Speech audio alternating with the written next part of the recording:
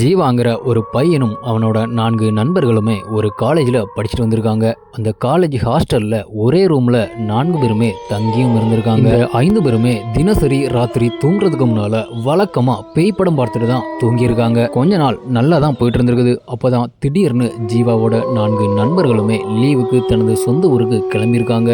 ஜீவா அந்த ஹாஸ்டல்ல உள்ள அந்த ஒரு ரூம்ல தனியா இருந்திருக்கிறான். அன்னைக்கு ராத்திரியும் ஜீவா வழக்கம் போல தனியா பேய் படம் பார்த்துட்டு தூங்கி இருக்கிறான். அப்பதான் அதிகாலை 12 மணிக்கு ஜீவாவோட ரூம் கதவை யாரோ தட்டுறது மாதிரி சத்தம் கேட்டு இருக்குது. உடனே அரண்டு போய் எந்திரிச்ச ஜீவா தனது ரூம் கதவை ஓபன் பண்ணி பார்த்திருக்கிறான்.